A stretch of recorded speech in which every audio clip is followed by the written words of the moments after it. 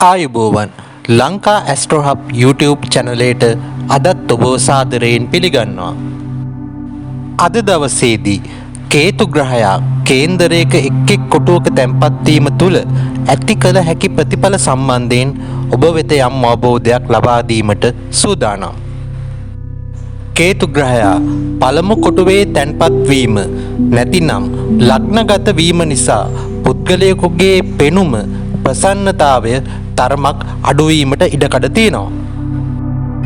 ඒ වගේම කෙට්ටු හා තරමක් දුර්වල ශරීරයක් හිමිවීමේ ඉඩකඩකුත් මෙහිදී පවතිනවා.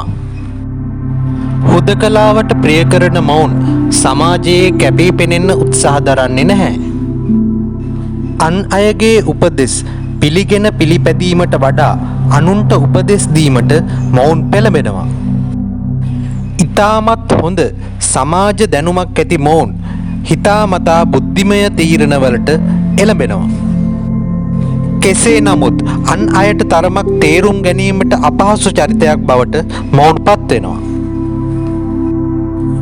ඊළඟට දෙවෙනි කොටුවේ කේතු ග්‍රහයා තැන්පත් වීම නිසා Taman හරි හම්බ කරන මුදල් ඉතිරි කිරීම ඉතාමත් අසීරු කාරණයක් බවට පත් වෙනවා. ඒ වගේම විවාහයෙන් පසු ගෘහ ජීවිතය තුළ යම් ගැටලුකාරීත්වයන් ඇතිවිය හැකියි.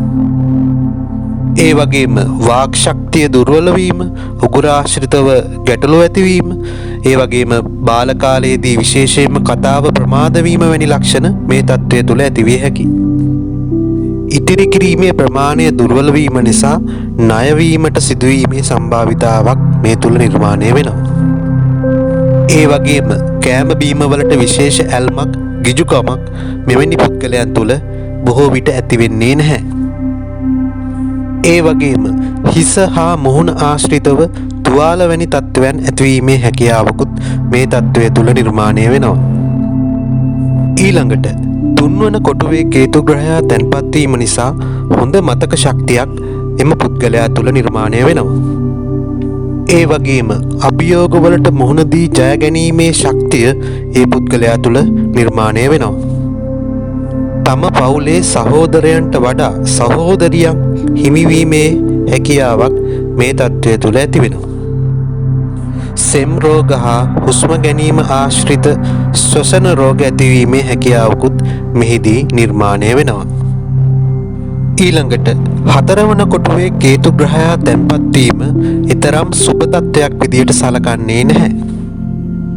මේ තත්ත්වය තුළ ගෙවල් දොර ඉඩකඩම් අහිමි වීම, Tamanට තිබෙන වස්තුන් අහිමි වීම, නෑදෑයන්ගෙන් ඈත් වීම, ඒ වගේම පපුව ආශ්‍රිත රෝග වැනි තත්ත්වයන් ඇතිවිය හැකියි.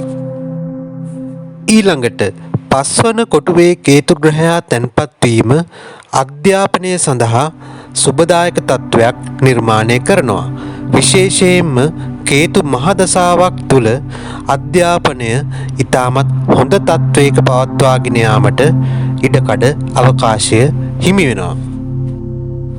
නමුත් පෞද්ගලික ව්‍යාපාර වැනි තත්ත්වයන් සඳහා සුබදායක තත්ත්වයක් මෙහිදී නිර්මාණය වෙන්නේ නැහැ.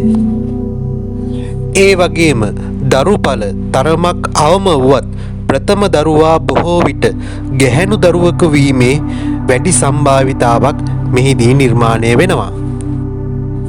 ඒ වගේම ප්‍රේම සබඳතාවලද ගැටලු ඇතිවීමේ හැකියාවක් මෙහිදී පවතිනවා. ඊළඟට කේතු ග්‍රහයා 6 වන කොටුවේ රැඳී සිටීම සුබදායක තත්ත්වයක් නිර්මාණය කරන්නේ නැහැ. බොහෝ විට ලෙඩ රෝගවලට ගොදුරු වීම, ප්‍රතිශක්තිය අඩු ශරීරයක් හිමිවීම, යටිබඩ බඩවැල් ආශ්‍රිත රෝගවලට ගොදුරු වීම වැනි තත්ත්වයන් මෙහිදී නිර්මාණය වෙනවා. ඒ වගේම ඇසට නොපෙනෙන গুপ্ত දෝෂ, ඇස්වහ කටවහ අමනුෂ්‍ය දෝෂ වැනි බලපෑම් වලටත් ගොදුරු වීමේ හැකියාවක් මෙහිදී නිර්මාණය වෙනවා. ඇතැම් විට තමන්ගේම සේවකයන් තමන්ට විරුද්ධව නැගී සිටීම, එරෙහිවීම වැනි තත්ත්වයන් වලට පවා මුහුණ දීමට සිදුවීමේ අවකාශයක් මෙහිදී ඇති වෙනවා.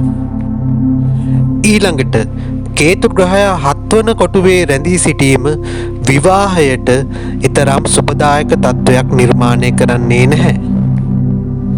විවාහ වන පාර්ශවය සමග අදහස් නොගැලපීම නිසා නිරන්තර ගැටලු ආරවුල් ඇතිවීමේ හැකියාවක් මෙහිදී පවතිනවා.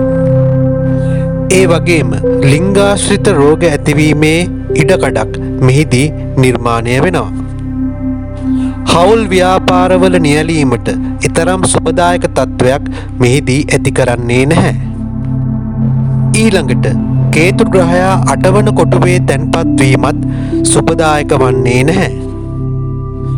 පාදවල ගැටලු, පාදවල රෝග තත්ත්වයන්, ඒ වගේම ජීවිතයේ අවසන් කාලයේදී එක්තැන්ව ගත කිරීමට සිදුවීම, චර්ම රෝග, මානසික පීඩා වැනි තත්ත්වයන් වලට මෙහිදී ගොදුරු වීමට සිදු වෙනවා. ඒ වගේම තමා විවාහ වන පාර්ශවය සමග ඊතරම් හොඳ සම්බන්ධතාවක්, හොඳ වාතාවරණයක් නිර්මාණය වෙන්නේ නැහැ. ඊළඟට 9 වන කොටුවේ කේතු ග්‍රහයා තැන්පත් වීම තුළ ආගම ධර්මයේ සම්බන්ධ ගැඹුරු අවබෝධයක් හා විශ්ලේෂණාත්මක අවබෝධයක් ලබා ගැනීමට උත්සාහ දරන පුද්ගලයෙක් බවට පත් වෙනවා. කෙසේ නමුත් වැඩිහිටියන්ට ගරු කරන, වැඩිහිටියන්ගේ වචනයට ඇහුම්කන් දෙන පුද්ගලයෙක් බවට බොහෝ විට මේ අවස්ථාවේදී පත්වන්නේ නැහැ. නමුත් උසස් අධ්‍යාපනය සඳහා විදේශගත වීමට හොඳ තත්ත්වයක් මෙහිදී නිර්මාණය වෙනවා. ඊළඟට 10 වන කොටුවේ කේතු ග්‍රහයා තැන්පත් වීම නිසා රැකියාවේ වර්ධනයක් නොපෙන්වීම, උසස් වීම හිමි නොවීම, රැකියාව කෙරෙහි ඇති උනන්දුව අඩුවීම වැනි තත්ත්වයන් හඳුනාගත හැකියි. කෙසේ නමුත් පර්යේෂණාත්මක ජ්‍යොතිෂ්‍ය විද්‍යාව, গুপ্ত විද්‍යාව වැනි ශාස්ත්‍රවල රැකියාවක නිරත වීම උචිත තත්ත්වයක් විදියට සලකන්න පුළුවන්. ඒ වගේම තමාගේ පියා යම් යම් ලෙඩ රෝගවලට ගොදුරු කිරීමේ තත්ත්වයක් මෙහිදී නිර්මාණය වෙනවා. ඊළඟට 11 වන කොටුවේ කේතු ග්‍රහයා තැන්පත් වීම ඊටමත් හොඳ පිහිටීමක් විදියට තමයි සලකන්නේ.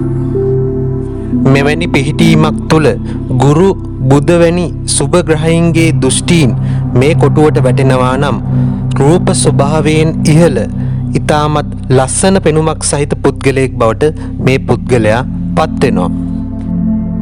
ධනය, දේපල හා අනිකුත් සියලුම ලැබීම් කෙරෙහි හොඳ තත්ත්වයක් මෙහිදී නිර්මාණය වෙනවා. ඊළඟට 12 වන කොටුවේ කේතු ග්‍රහයා තැන්පත් වීම නිසා තමාගේ වියදම් සීමා සහිත කිරීමක් මෙහිදී සිදු වෙනවා. ඒ වගේම විශ්වීය සමදතා, අධිමානසික සමදතා වැනි තත්ත්වයන් ඇති කර ගැනීමේ හැකියාවකුත් මෙහිදී නිර්මාණය වෙනවා. ගිලනුන්ට සංග්‍රහ කිරීම, උපස්ථාන කිරීම, ඒ වගේම අනුන් වෙනුවෙන් සේවයේ යෙදෙන රැකියාවක නිරත වීම වැනි තත්ත්වයන් මෙහිදී නිර්මාණය වෙනවා. ඒ වගේම දාන මාන පින්කම් වල නියැලීම වැනි තත්ත්වයන් හඳුනාගත හැකියි. හොඳයි. අද අපි කේතු ග්‍රහයා කේන්දරයේ එක් එක් කොටුවක තැන්පත් වීම තුළ ඇති කළ හැකි ප්‍රතිඵල සම්බන්ධයෙන් කතා කළා. දැනටමත් ඕගොල්ලෝ දන්නවා ග්‍රහයා පිහිටා ඇති රාශිය මත යෙදෙන ග්‍රහ බලය, ග්‍රහ දෘෂ්ටීන්, දසාකාල වැනි තත්ත්වයන් නිසා මෙම ප්‍රතිඵල යම් යම් ආකාරයට වෙනස් විය හැකියි. එසේනම් මෙවැනිම ආකාරයේ වීඩියෝවකින් නැවත හමු වෙමු. අපගේ channel එක subscribe කර අප හා සම්බන්ධ වන්න.